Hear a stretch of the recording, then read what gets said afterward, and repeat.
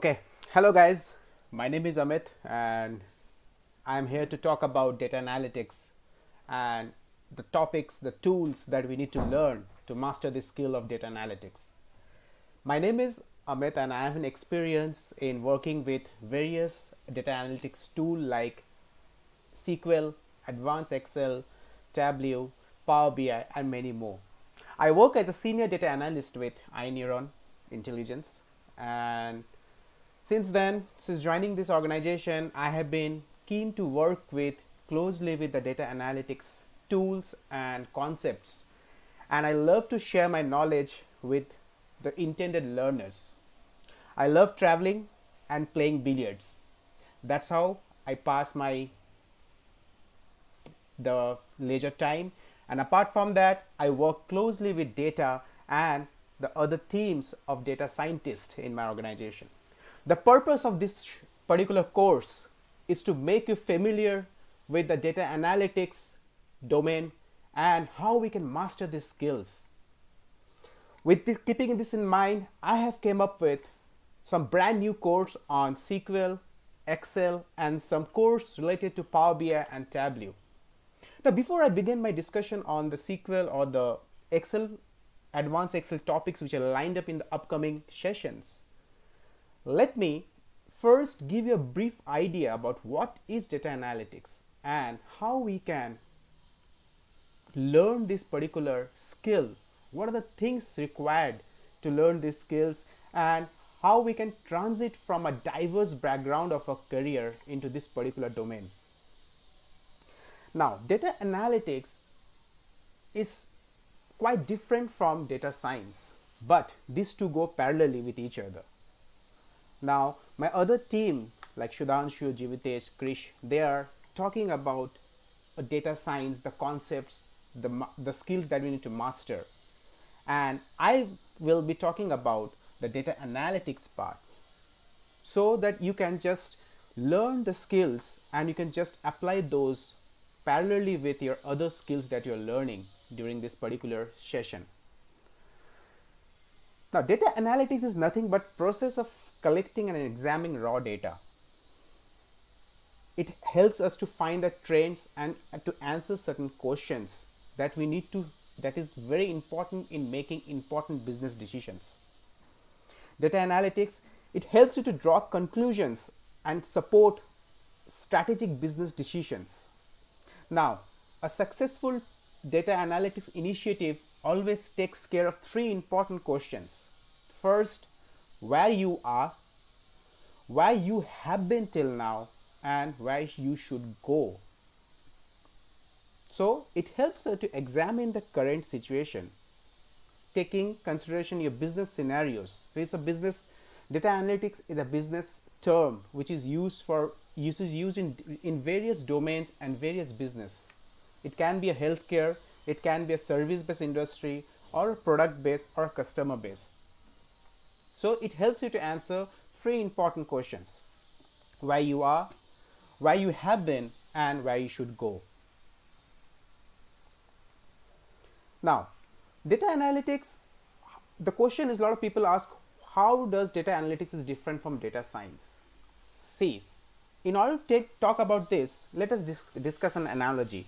For example, suppose you have joined a startup company, and once you join that company, you found that that company lacks in the dedicated job roles. You find that there's confusion about every job role every person is handling in that company.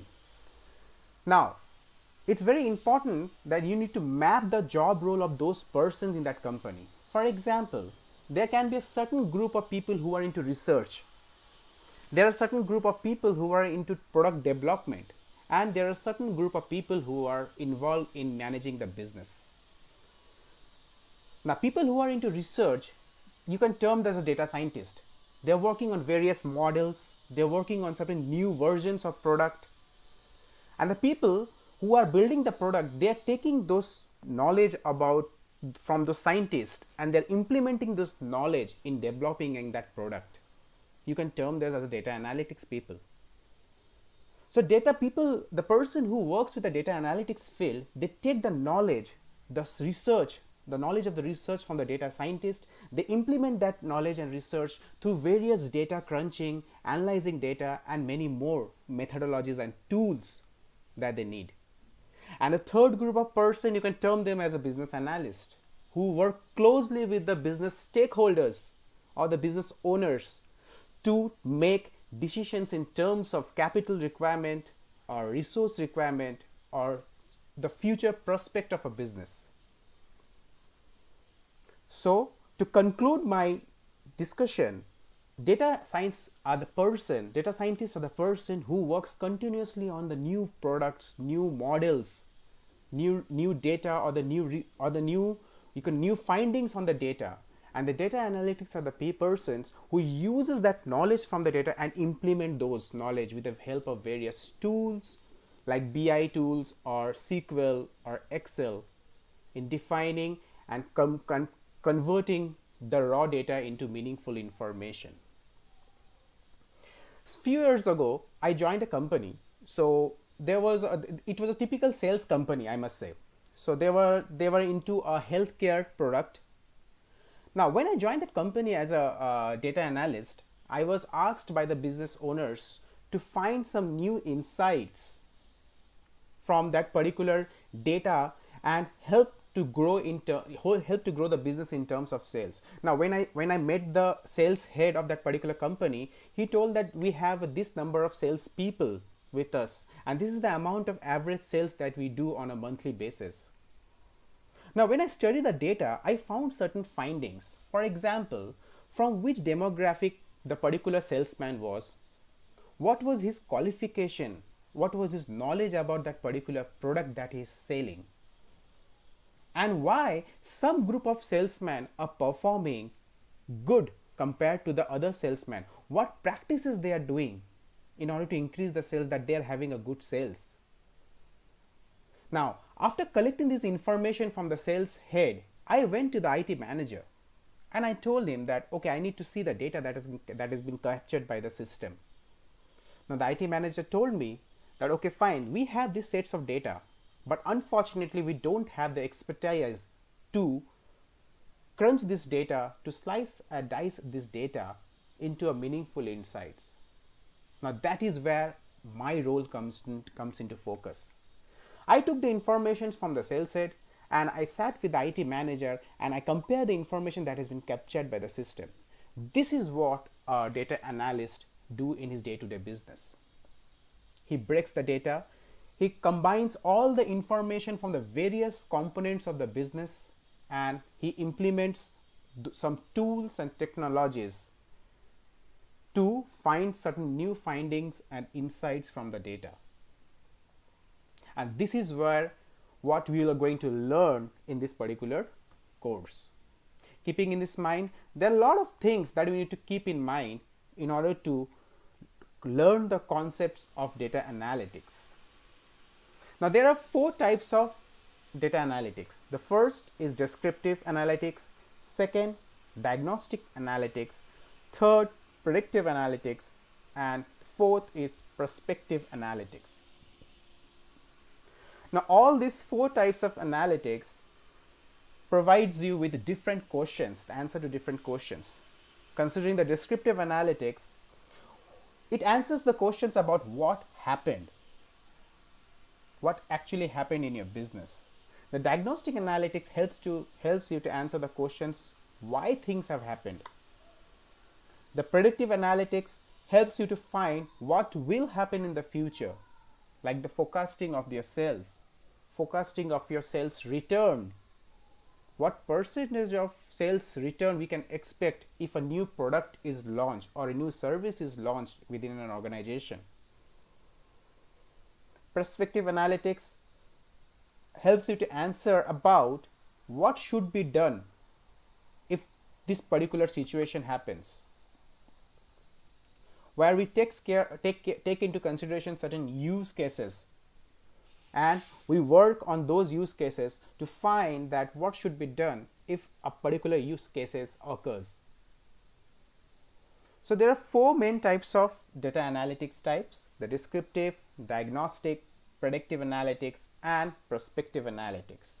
Now, my focus will be working on this kind of analytics, the different types of analytics throughout this course, once we clear the concept of the various tools and technologies that we required. Now, the question is, what is the required skill for a data analyst? Now, these are the required skills that we need to keep in mind. Now, talking about the tools, these are the tools that we need to talk. So, my idea behind this particular discussion is to make you aware of about the practices, the best practices, the tools, the methods that you need to take into consideration while learning the skill of a data analyst. SQL, Excel, R, Python, visual analytics, these are the certain tools, certain skills that we need to learn. I'll be talking about the SQL, Excel, the visual analytics and other parts during this particular course. Apart from this, there are two other skills that we required, which can be learned over the period of practice, which can be learned by following certain people who are into this particular domain. They are contributing actively to this particular domain, like design thinking. Now, design thinking is a concept where when you're doing any analysis from a set of data, that analysis should be user specific. You should be considering in mind before doing that analysis that what group of end user is going to follow this particular analysis. So design thinking is a concept of where you need to tell a story out of your data, a business story, which will help the end user to find out that which areas are the lowlights and the highlights of your business. And the next is a visual analytics.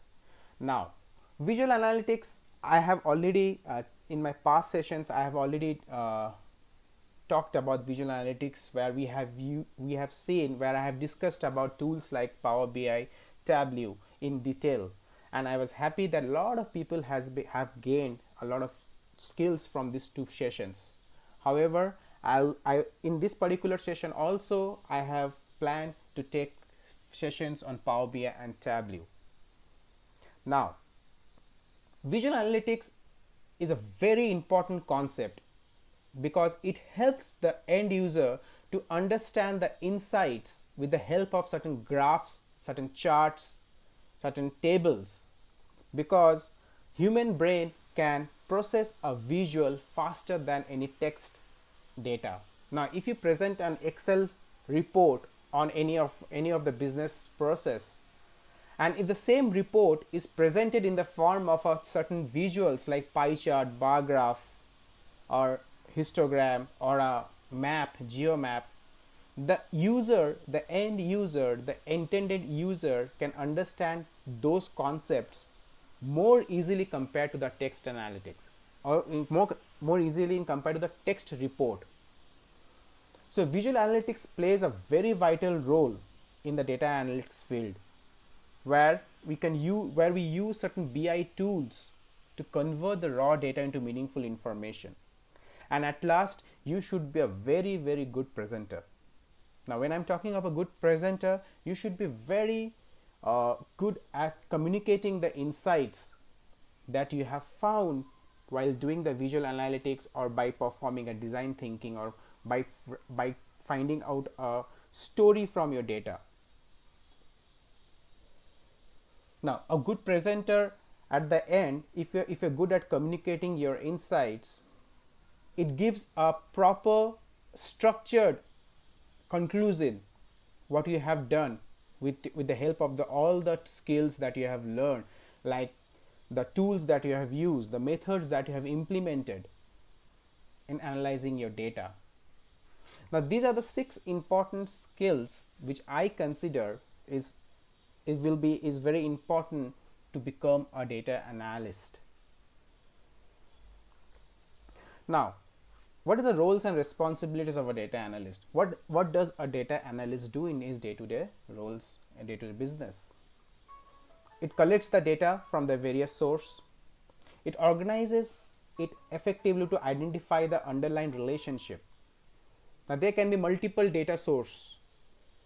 For example, when I'm identifying the underlying relationship, there can be multiple source, like for example an employee data and a department data, to be very simple. Now an employee data may contain a department information, or if it is not, then we have to establish a relationship in that sense, where we can use a department ID into an employee data. Now this is one of the important tasks of a data analyst, where he establish a relationship between all the data source, the multiple data source, or the data that on which he's working. The next is transform it into a form of easy analysis.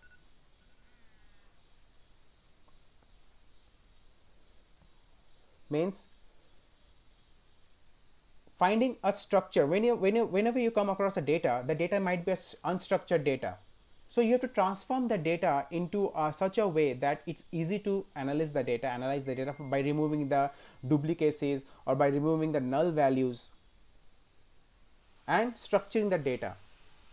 After that, you can perform certain statistical analysis. You can visualize with various graphs and charts. That's a very important part of a data analyst. And we can convert those data, convert the raw information into raw data into meaningful information. Now visualization derives meaningful insights. Now visualization is what when I say visual analytics. So you visualize the data and you can just find the meaningful insights which will help the business to take organizational or strategic decisions. So these are the various roles and responsibilities that a data analyst performs in his day-to-day business or day-to-day working. Now data analyst, if you ask me, as per my experience, is a very creative field where you can just crunch the data, where you can just play around, you can grill the data, you can break the data to an extent where you can find certain new findings every time you come across your data set. It can be a forecasting kind of analysis that you can do. It can be a descriptive analysis that you can do from your data. Now in order to do this kind of analysis, you need to learn certain skills, and that is what I will do during this particular discussion on data analytics. And to start with, the first topic that I'm going to talk about is SQL. Now the question is how we can transit to a data analyst, how we can become a data analyst. There are a lot of people there are a lot of learners who are from a very diverse background. Some may be working in a call center, some may be having a BCom degree, or some may be a mechanical engineer. I myself is from a commerce background, but yes, it was my knack for working with data that I have become a data analyst. I have transited to a data analyst, and these are the things that I actually took into consideration when I took the decision to become a data analyst. You need to assume an analytical mindset in your day-to-day life. Now, let me share you a small story. So when I was working in one of the organization as a consultant, so there was a team with whom I was working very closely on certain analysis. Now, I thought that I started investing time on the type of analysis that the team was doing, and I started collecting the data points that they were considering when doing that analysis. I got the eagerness to learn those methodologies and tools that the team was working on that particular data set is what I started exploring this particular domain. Now, when you start exploring a particular domain or a particular skills, there are a lot of tools and there are a lot of people who you will start following. So I started following those people, and I started also working parallelly with that team and started understanding what they're actually doing to find this kind of insights for the data. Now, the first thing that I learned, that you need to have an analytical mindset in your day-to-day life. Any data which you come across, it may be a share market data that you're coming across. It may be data of the national domestic products that a country is producing. How these products are getting distributed. What is the distribution channel that the particular organization is following.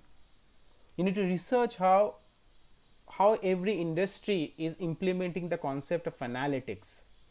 Now I was fortunate that I worked in that particular environment where I was seeing that how analytics was getting implemented on the day-to-day business operations.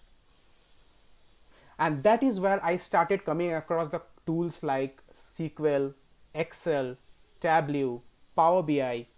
So I started exploring these tools and how these tools were helping the business to get the insights from their data. So everything starts with your mindset. You need to create an ambience. You need to talk with those people. You need to follow those people who are into this particular domain and how they are actually handling those cases, how they are handling those data, and how it's helping the industry or the company to grow. And then you have to develop your skills, and you have to learn to code also. Coding is, nowadays coding is a very important part of your analytics industry.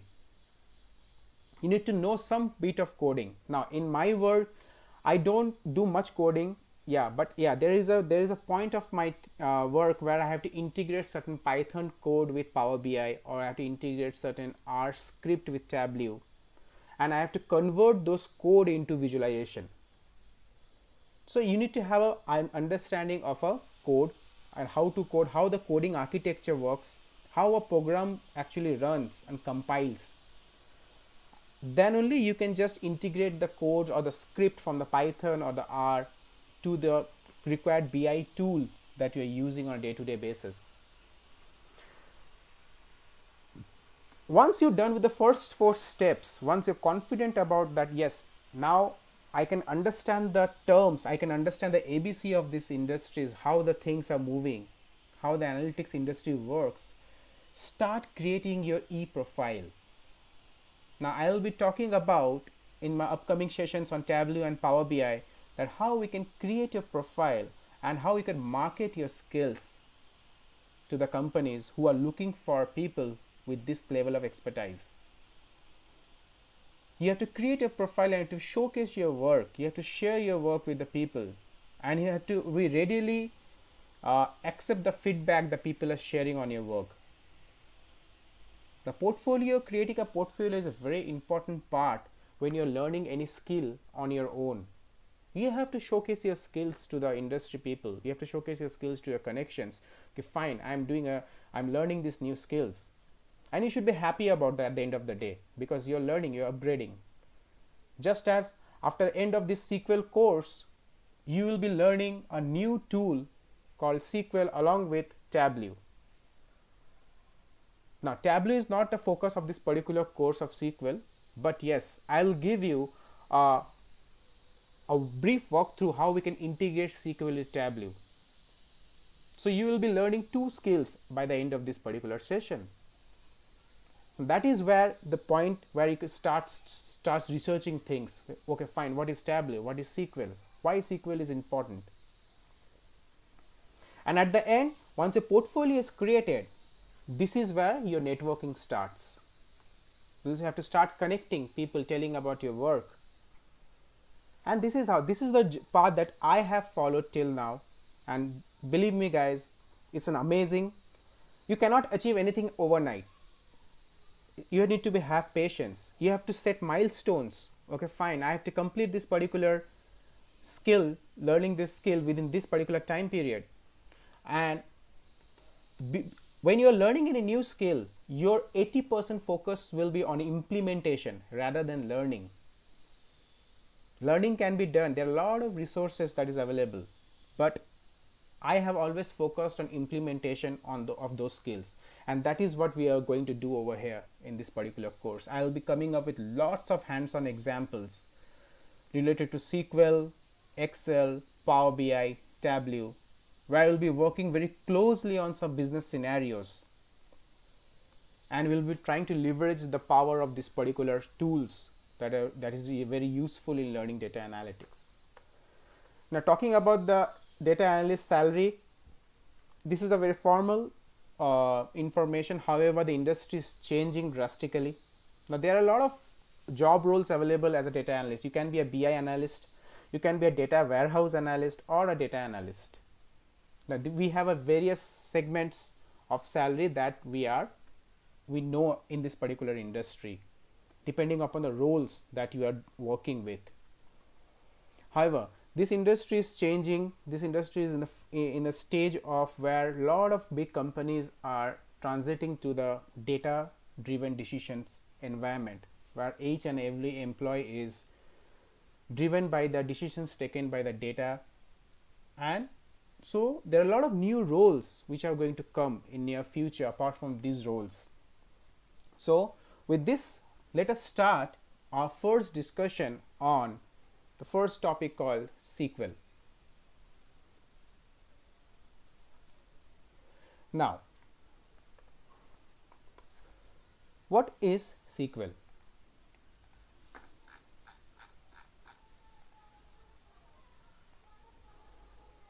What is SQL? Now, in simple English, SQL stands for Structured Query Language, or it's a process by which a data is organized in the form of a table in a database. The SQL is a database where a lot of data is stored in a form of tables. Now, what is a table? A table is a combination of rows and columns. SQL stands for Structured Query Language. It's a product which is used, it's an application which is used for data manipulation, data updation, or data storing. Now, if you ask me in simple language, it's an underlying platform where the data is already stored. We just need to write certain queries, you need to write certain command, following the protocols of SQL, and we can retrieve that data which is already stored in the database. We can manipulate that data, we can insert certain new data into that particular database. Now, SQL plays a very important role in data analytics. Now, if you're learning tools like Tableau, Power BI, it's very important that you know this particular skill, because this is the most widely used technology across the industry for storing data. You can store data, huge amount of data, and you can just easily connect a SQL Server with any BI tool like Tableau or Power BI, and you can fetch the data which is there from the database, and you can bring those data and you can create amazing and dynamic reports by using those tools. Now, before I move to discussion on those tools, let us first understand the ins and outs of SQL. Now, before I begin this course, let us see what are the things that we are going to cover in this particular session. I'll be talking about, in today's session, I'll be talking about Microsoft SQL's introduction. I'll talk about how we can install a SQL Server and how we can access a SQL Server, what is the architecture of a SQL Server, and then I'll move into the relational database concepts. Then I'll talk about the SQL operations like select, join, view, update, or how we can provide authentication to the various users. So SQL operation is a very vast topic, but I will be coming up with very simple examples, considering the fact that a lot of learners who are joining this session having no idea about SQL. And at the end, I will try to show you an example where I will be integrating a BI tool like Tableau with an SQL Server, and will fetch some data from the server, and I will try to make a report or a dashboard in front of you. So you will be having, by the end of this course, you will be having an end-to-end idea about how SQL works and how we can implement SQL with the help of certain BI tools. Over here, it's Tableau. In future, I'll be coming up with Power BI, how we can integrate Power BI with SQL. So there are a lot of topics that are in line, and which will be which is very important, considering the business scenarios, resolving business scenarios where we are working with a lot of data. So these are the 4 important modules that I have decided to discuss with you guys. Now let's start with the SQL introduction. Now SQL is one of the tool, one of the skill that is needed for in the field of data analytics.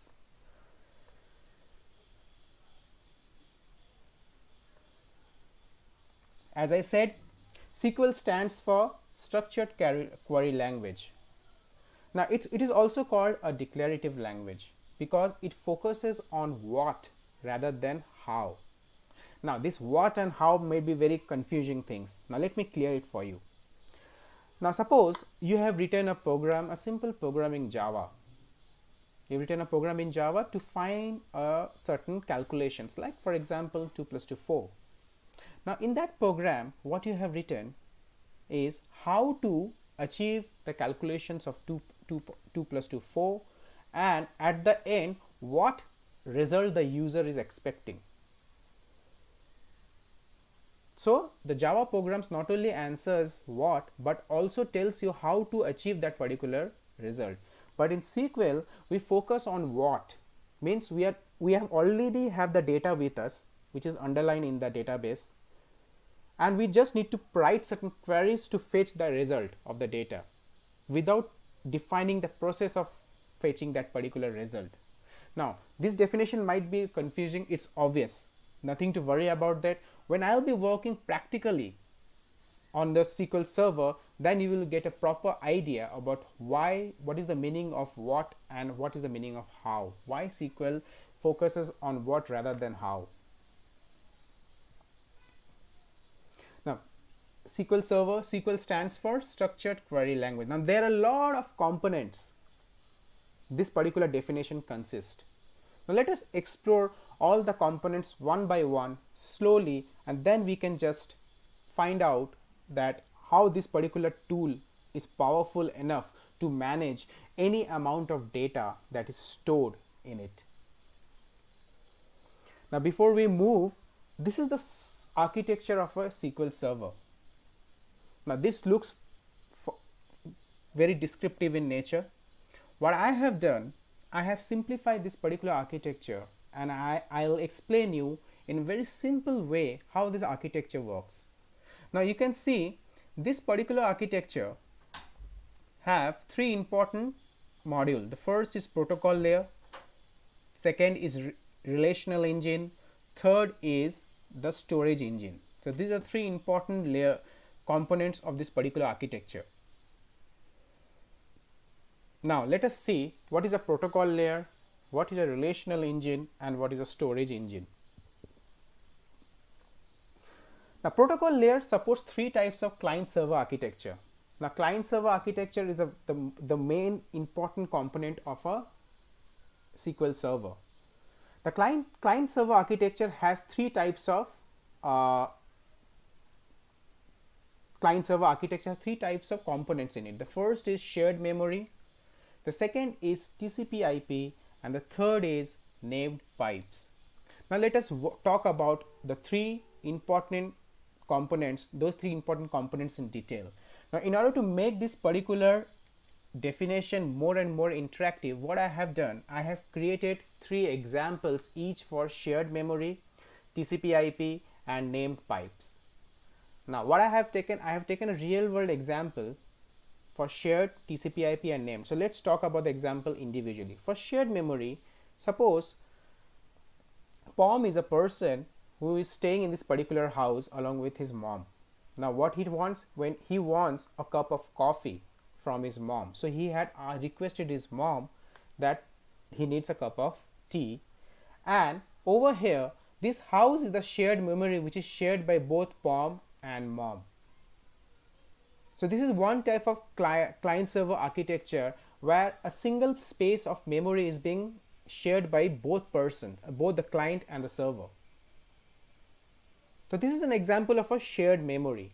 Now the next is TCP/IP. Now if the same person Pom orders a coffee from a coffee shop which is remotely located in another part of the city, then Pom may be using some network some cellular networks to order his coffee, or some other channels to connect to establish a connection with that particular coffee house.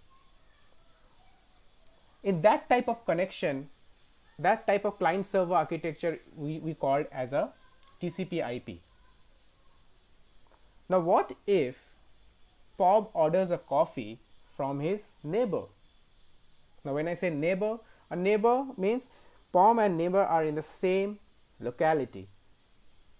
Now in order to communicate, in order to establish a connection with this neighbor, Pom takes the help of a certain intranet or certain WAD connection between the neighbor and his place, his location. So those are called as named pipe. So there are three different architecture that we follow in protocol layer.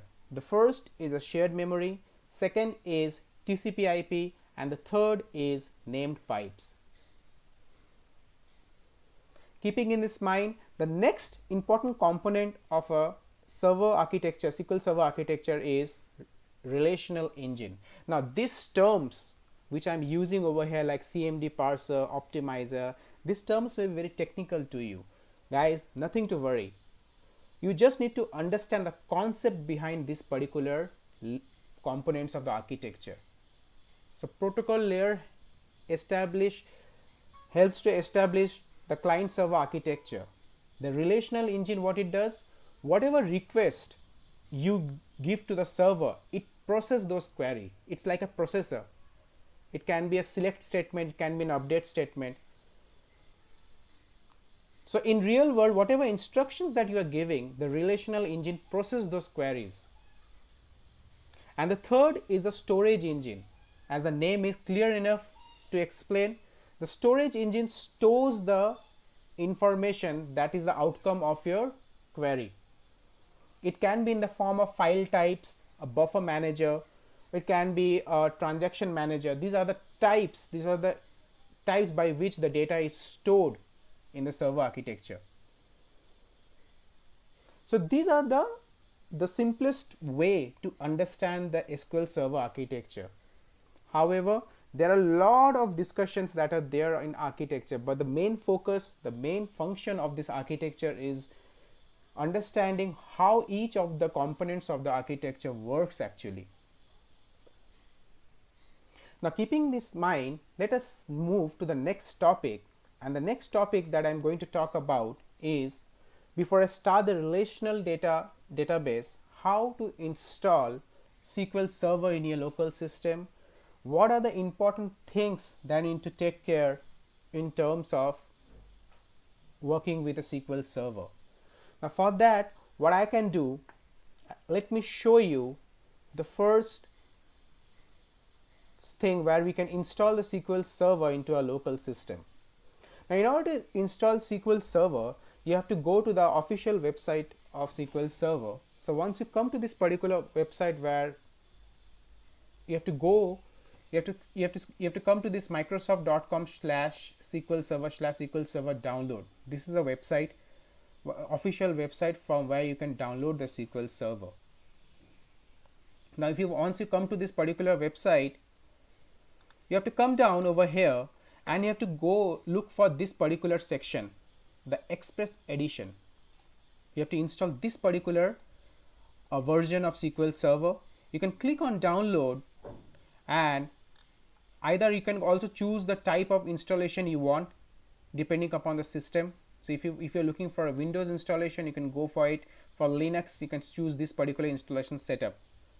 As I'm using a Windows system, I'll select the Windows operating system and I will select the download. Now once the download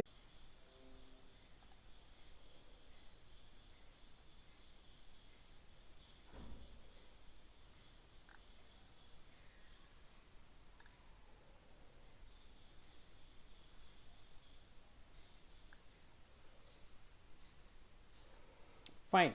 Sorry, there was I guess there was some connection issue over here. I hope it's having re-established again. Now talking about the installation process, what I was saying, that you need to come over here, this official website, and you can download the SQL Server where you need to go for this Express Edition. You can click on the download now for Windows, and for Linux you can go for this particular setup.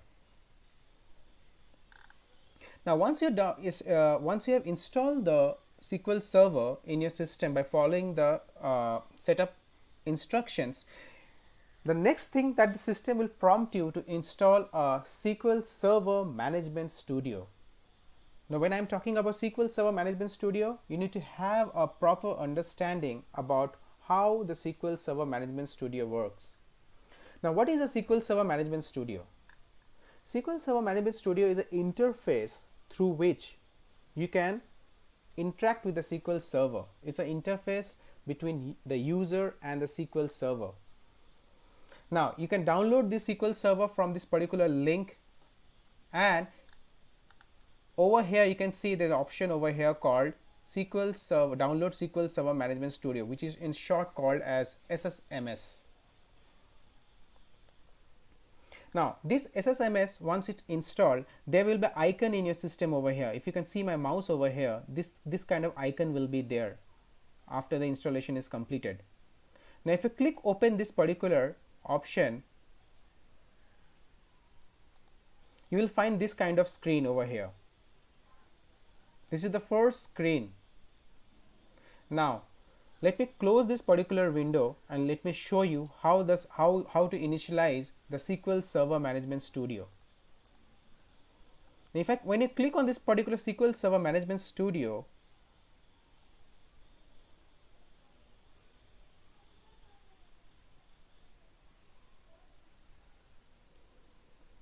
this is the first screen that you will get, where it will be written as a Microsoft SQL Server Management Studio. Now once you fire up this particular application, there will be a pop-up window coming up where you'll be asked to connect to the server. Now when we were installing the SQL Server, you will be prompted to give the SQL Server name, and you will be prompted to define the server name along with the device ID. Now if you can see over here, this is the server name which I have assigned while installing the SQL Server in my system. Now the first expression is the name of my system, and the second is the name of the server, that is Panther. Now coming back to this particular window, there are three types of options that you will get when you start the Microsoft SQL Server Management Studio. The first is the server type, the second is the server name, and the third is authentication. Now let us explore what is the server type. The default server type that we are going to use for this particular session is the database engine. However, if you click on the download, there are other options available over here, like the analysis services, which is used for working with data cubes, where we connect the data cubes to the BI tools and we can bring the data from the analysis services and we can create reports on that. The third is a reporting service, which is a traditional reporting service that we follow, where we connect to a particular data source.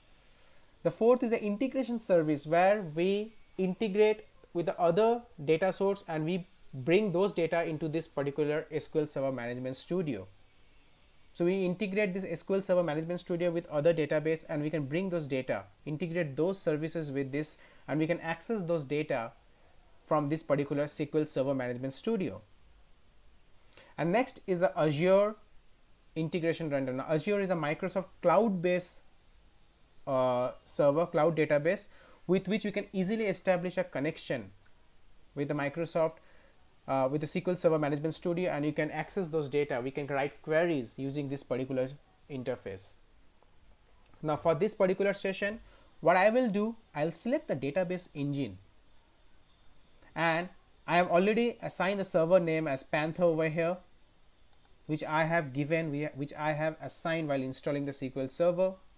And the authentication, let's leave it as window authentication as of now, and we can click on connect. Now the moment I click on connect, I establish the connection with this particular server.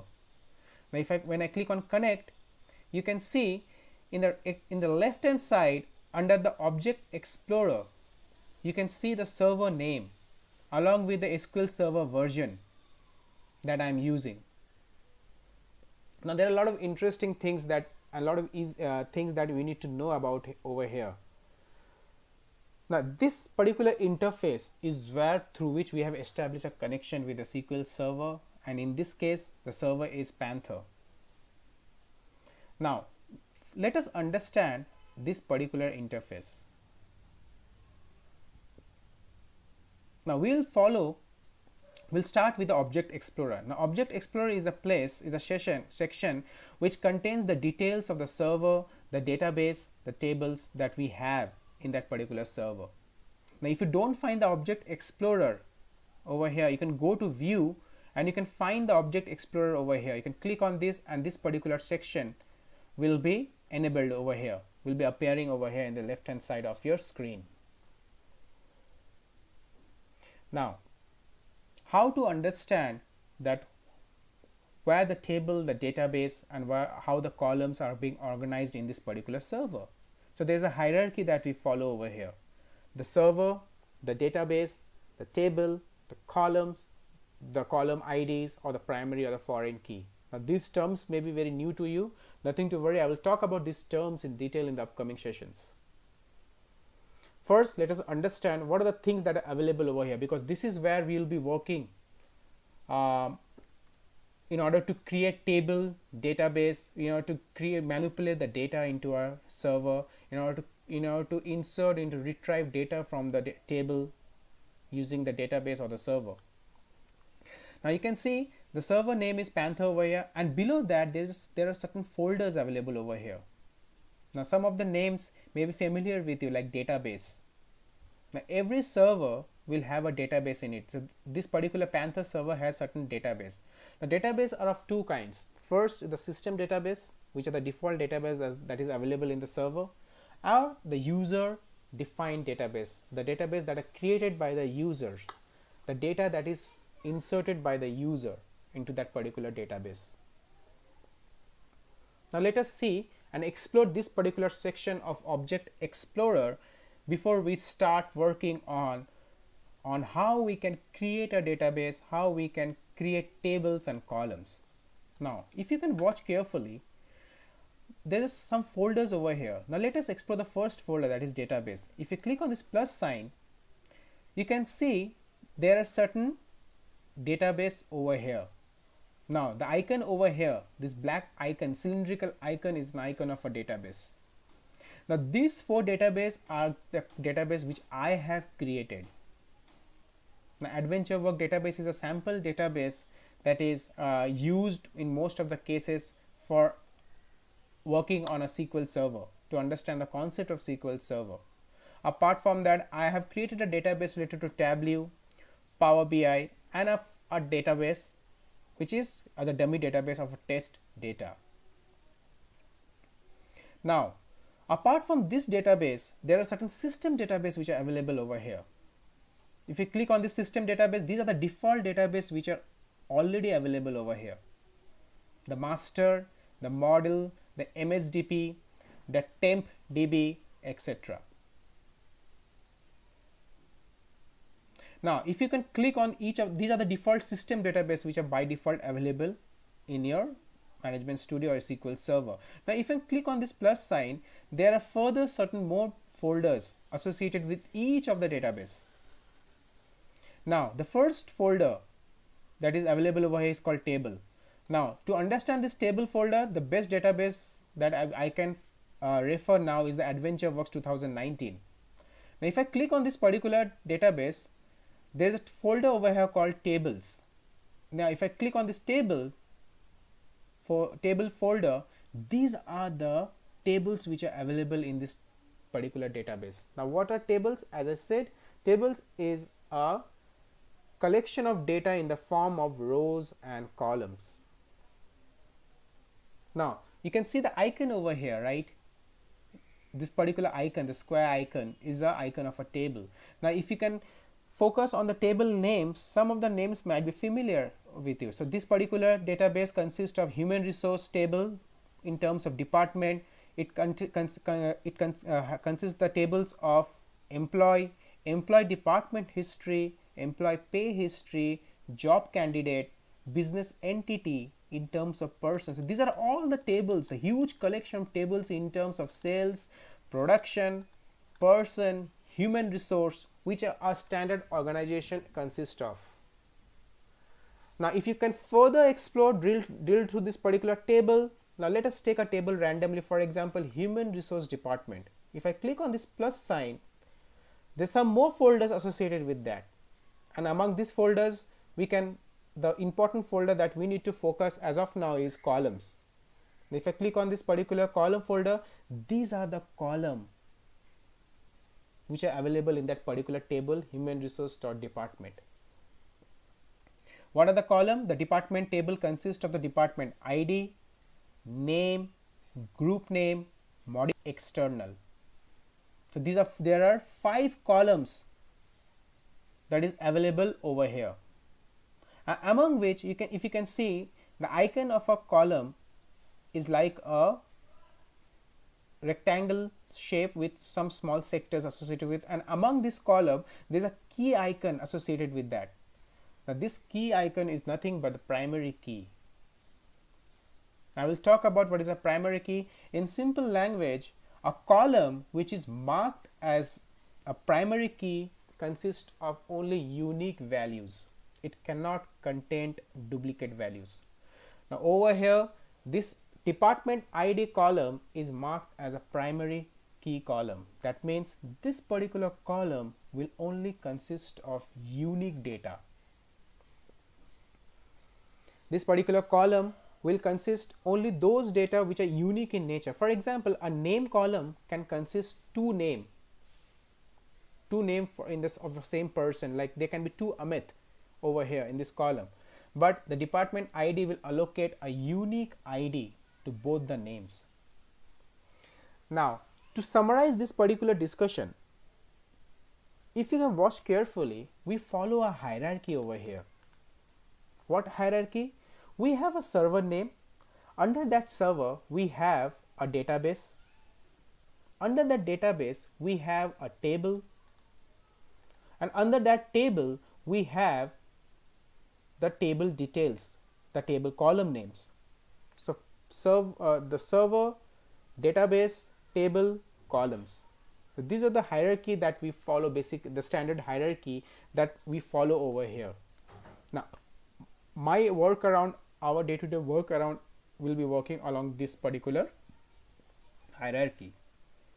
Now apart from this, there are certain options which are available at the top, among which the most important option that we need to take care, for which I will talk about, is this new query option and this execute option that is just below that new query. To keep things very simple, what we can do, let us see what this new query does actually. Now, if I click on this new query, there will be a different screen that will be enabled over here. Now this is the place where we write all the queries to manipulate the table data to create any new table or a database. Now I'm just giving you a snapshot of the things that we will be doing on a day-to-day basis when we learn SQL, when we work with an SQL Server or a SQL Server. For example, let me discuss a small example with you. I want to see the data that is available in this department table. So I have a requirement where I need to populate the data that is stored in this particular table called human resource department. Now before I write the query for this, we need to understand that this particular table is listed under this particular database,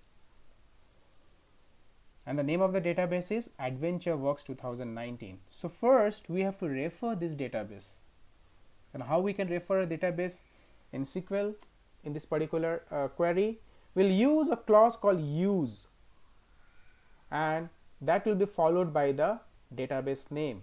Now I will write the database name. Now as soon as I've write the first few letters, you can see there's a drop down, the database name has been populated.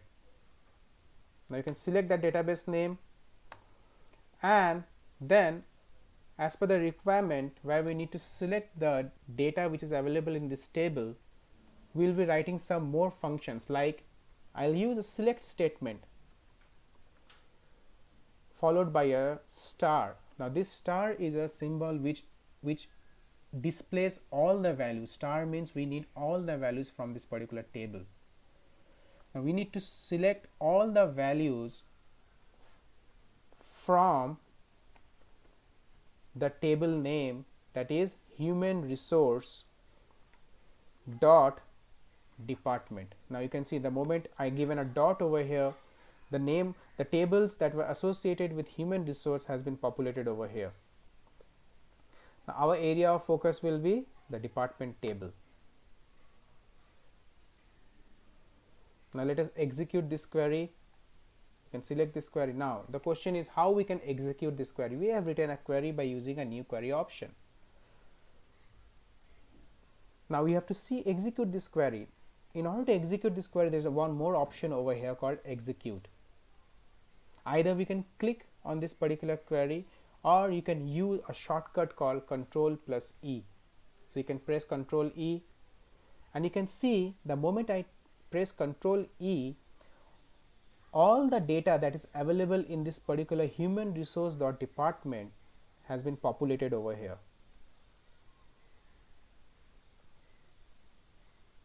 You can see the department ID contains all the unique numbers. As I was saying, that this particular column contains only unique values. The name column over here contains all the names. The group name column contains all the names on the form of the group name, the particular option of this particular table. And the modified date contains the date values. And there is one more option over here called external, which contains certain null value. We can also further establish some more query over here, some more conditional queries in order to fetch certain specific information from this table. Now this is a snapshot of how we write a query using a SQL Server Management Studio in order to interact with the SQL Server that we have installed in our system. This is the way we write the queries. Now as this particular discussion gets progress further, I'll be showing you the different types of clause or the different types of queries that we use to interact within SQL Server. Now once we have written these queries, we have an option to save this query to our local system, or we have also an option to open any existing query which we have saved in a local system. Now the saving option over here has two options over here. One is save this query or saving all the queries. So there can be multiple queries over here, multiple new queries we have written. You can save the queries with this particular save all options, or you can select this save option over here and you can save this particular query that I have written over here. Now this particular query will get saved by default into the SQL Server Management Studio folder that is created automatically under the document section when you install the SQL Server Management Studio. And the file type that we use for saving this query is .sql. And you can save this query under this folder. Now the next time when you want to use this query again to do certain more manipulation in your data, you can go and click on this open option and you can open the existing query from here. You can select this query and you can see this particular query will open. However, this is a blank query, so you can open this query once you save this query in your local system. So this is the day-to-day work that we do on a daily basis. when you're working on SQL Server, where we have certain tables which are there in a structured format. We use certain queries like select or insert, update to fetch the data or to manipulate the data that is available in the database. The next topic that I'm going to talk about is a relational database. Now, what is a relational database? Going back to my PPT, let's see what is a relational database. The relational database is the most dominated database model that we follow. Now, there are certain rules that we follow in a relational database. In relational database, it allows us to identify and access the data points in relation to the other points in the database. Now, this definition might be a bit confusing. It's nothing but we establish a relationship within that particular database or within all the tables, all the multiple data models that is available in that particular database. The relationship can be in the form of one-to-one or many-to-many. The data in a relational database is organized in tables. Now, by now I'm sure you know what is a table. It's made up of rows and columns, and data is arranged in the form of rows and columns in a relational database.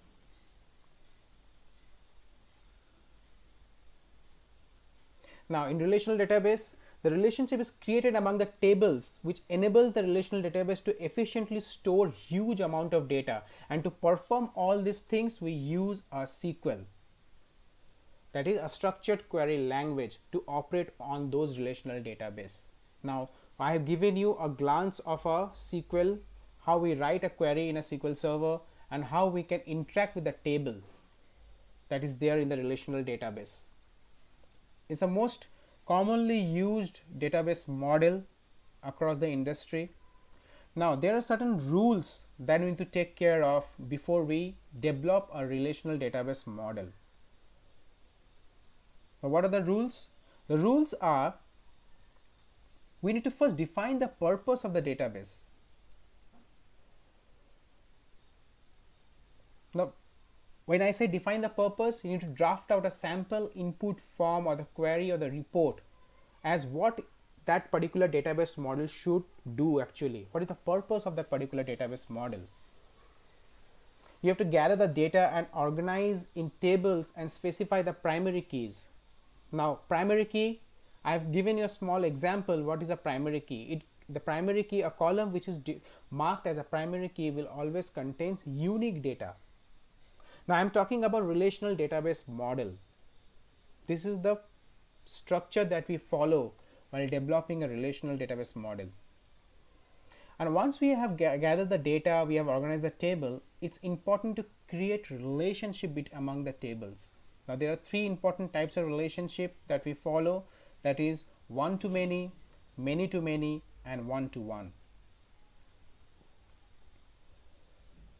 And after that, we have to refine and normalize that particular design, that means that model.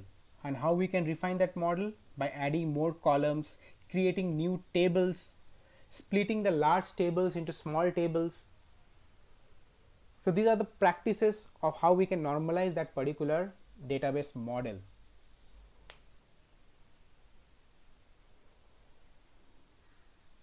So these are the things that we need to take care of while working with a relational database model, where we need to start with defining the purpose.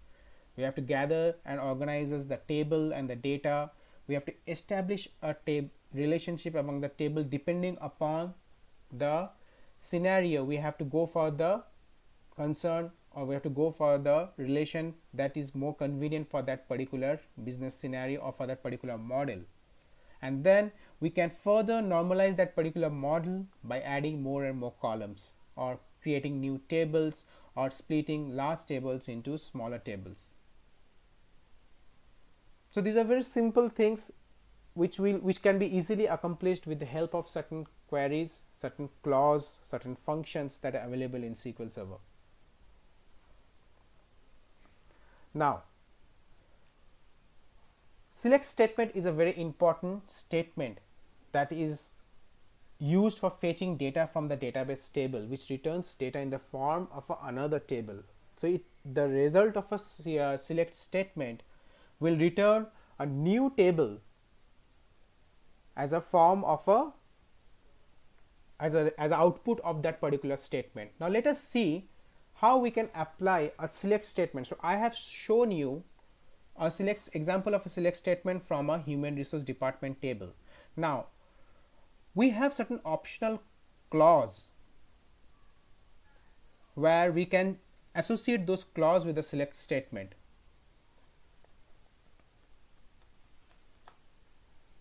These clauses are like where, group by, having, order by, as. So when I'm saying optional clause means we can use these conditions, this clause along with the select statement. Now, as I said, select, as the name specifies, that it allows you to fetch a data from the database, and as a result of this particular statement we get a new table from that particular database. Now what if I apply this clause along with the select statement? Let us see how we can apply those clause. So we'll go back to the Microsoft Server Management Studio, and we were already written a statement over here, a query over here, which actually fetching a data from the table. Now this particular query is used, we have used a select statement. Now what if I want to apply a certain condition with this particular select statement? For example, I want to select the department ID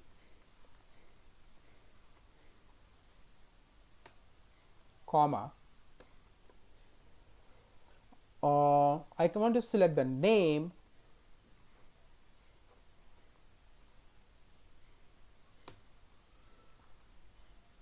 comma,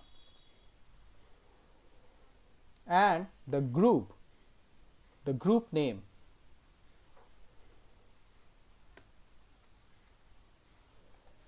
From the table human resource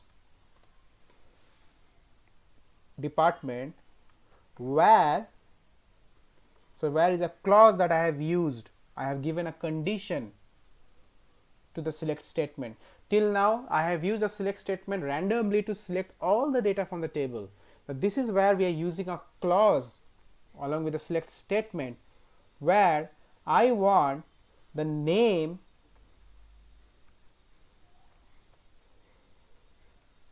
equals to sales.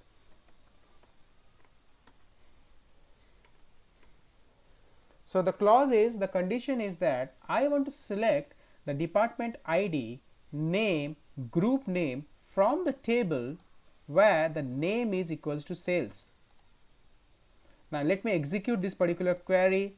Now I have selected this particular query over here, and now I can click on execute, or I can just press Ctrl plus E, and you can see the result below where we have selected the department name, ID name and group name where the name is equal to sales.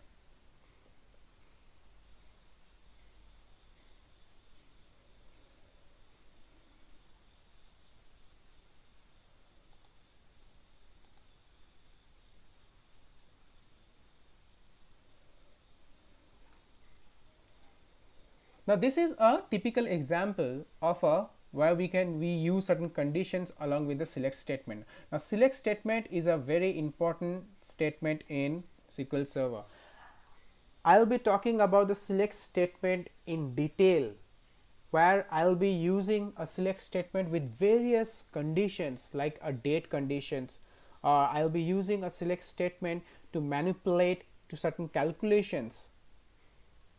I will be using the select statement to fetch a particular section of a table.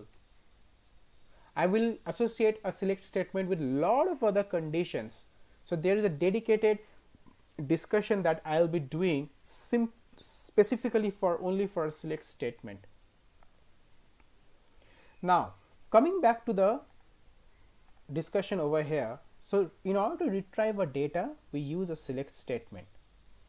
The next topic that I'm going to talk about is our data definition language. Now, what is DDL stands for? Before we were working with data manipulation language. Select is a data manipulation which is used for manipulating the data, along with certain clause that we can associate it with this particular statement.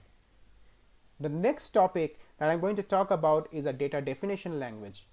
Means we can use this expression or these functions to create, alter, drop, rename or update or enable, disable any table structure. Now, for example, let us use the create function to create a database in our SQL Server. So what we can do, we can come back to this particular SQL Server Management Studio, and what I can do, I can select a new query over here, and let us create a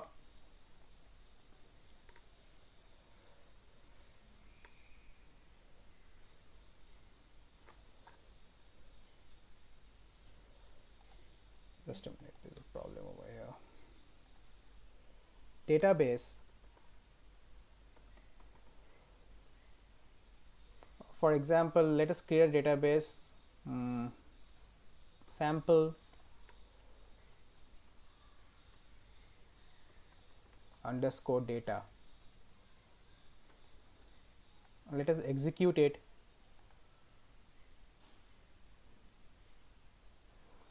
And we have written a simple statement where we have created a database called sample underscore data. And when we select this particular query and we have executed it, we can see the command completed successfully. Now, if you can see over here, we cannot see this database name. In order to see this database name, what you can do, you can right click on this database folder and you can click on refresh option, and you can see that sample underscore database has been created.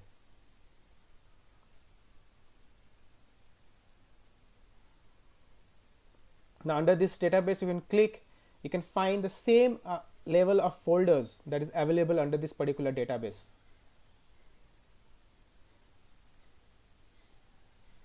Now, you can see the same folders which are available below under this adventure work database. We can use the same database folders, the folders available over here. So what we have done, we've used a data definition language, a component or expression from a data definition language called create, to create a new database. Now we can use this database to create a table under this particular database. How? Let's see.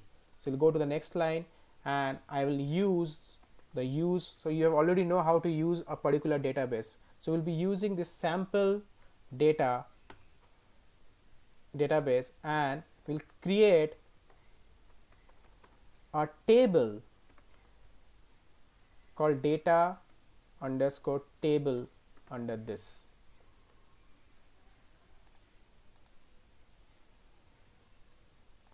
And let us execute this particular table. Okay, so we have to give a default column with, for example, EMP ID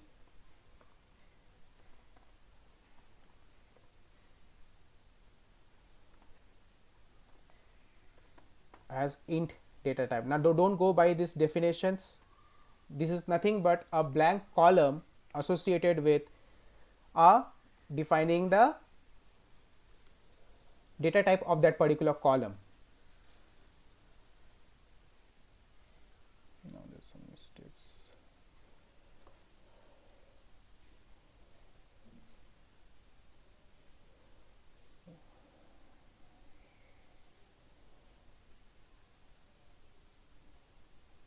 The incorrect syntax error.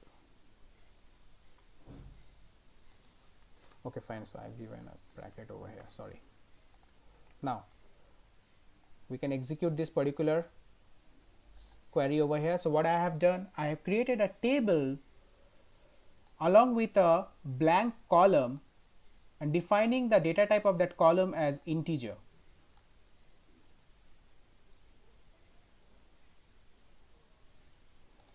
Now In order to see the effect of this particular column, we can right click on this particular database and you can refresh it. And if you can open the table over here,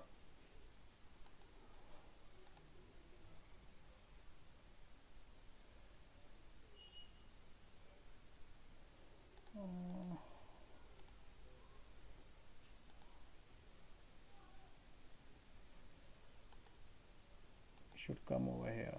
Just a minute.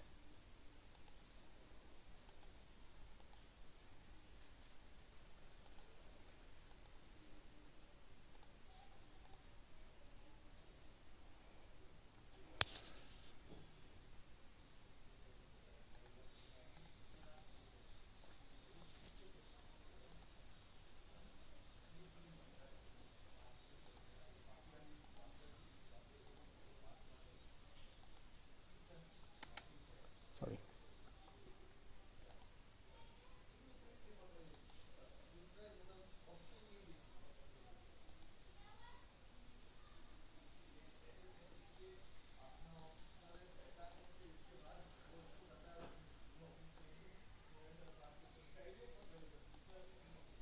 I guess some issue has been there. Just a minute, guys.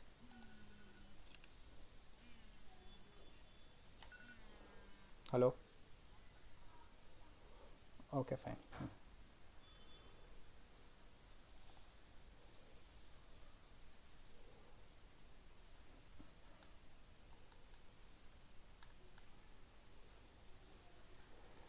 Fine. So we have created this table, data table, with this particular, and I've selected this table and it has been executed already in data table. It should be showing over here under the table folder. Let me refresh this database.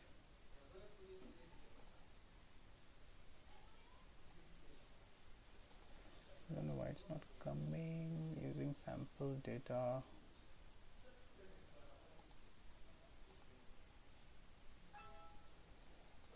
Just a minute, guys.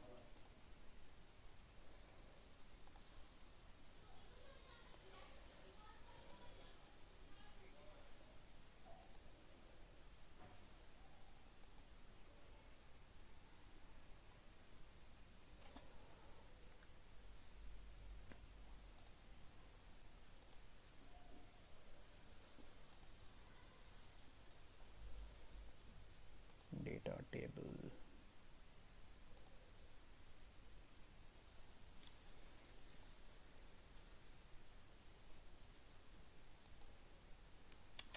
Sorry.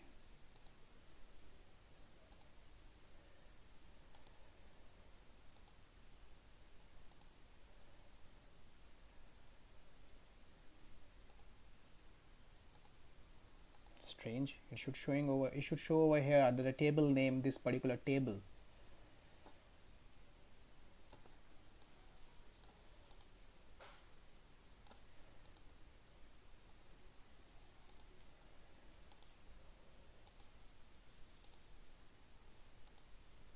Okay, fine. See, so we can see the table name data underscore table, which is listed under the table folder under the database sample data. Now this particular table we have created with the help of this particular command called create table. Now create is a data definition language. Now there are a lot of clause that is associated with this particular data definition, a lot of other functions that is associated, like we can alter, we can drop, we can rename a table. Now I'll be talking about these concepts in detail in my upcoming sessions. Now we have created a database, we have created a table. Now we can also drop a table from this particular database. How we can do that? We can use another data definition language expression that is called drop. So in order to drop this particular table that I have created, I will use the drop table option. So what we can do, I can write drop table, table name over here is data underscore table, and I can execute this query. I can select this query and I can again execute it, and you can see that I have got a result called command completed successfully, but still I can see this table over here, right? So in order to take the effect of this particular query, what we can do, we can right click on this table and you can refresh it, and you can see the table is gone. We cannot see the table under data underscore table which we have created under the database called sample data. So these are the certain data definition language that we can use for creating, for dropping tables. Now my idea was to explain you how we can use the data manipulation language and the data definition language as a basic walkthrough of all the expression and clause that I have used. Now this was all for this particular session.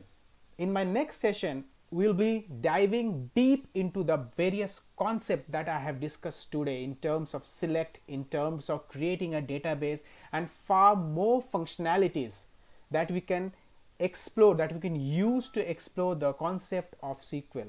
Guys, believe me, this is a very interesting tool that you can learn. This is a very interesting application that you can learn, and you can do amazing features by integrating this tool with the tools like Tableau and Power BI. So by the end of this particular course, I am sure that you will be an expert on how we can work on SQL Server and how we can integrate a SQL Server with a tool like Tableau or in a tool like Power BI. And we can fetch the data from this SQL Server and we can create amazing and dynamic reports and interactive reports by using. So this is a very easy tool to learn. You need to keep in mind certain functions and certain hierarchies that you need to follow while interacting with the server and while manipulating the table architecture. So that was all for today. We'll meet up the same time at 4:30 tomorrow, and I will continue my discussion on SQL Server in depth, and we'll take each of the topics and we'll explore it with some hands-on examples. So that was all for today. Let's connect tomorrow and I will continue my discussion on SQL Server. Thank you guys.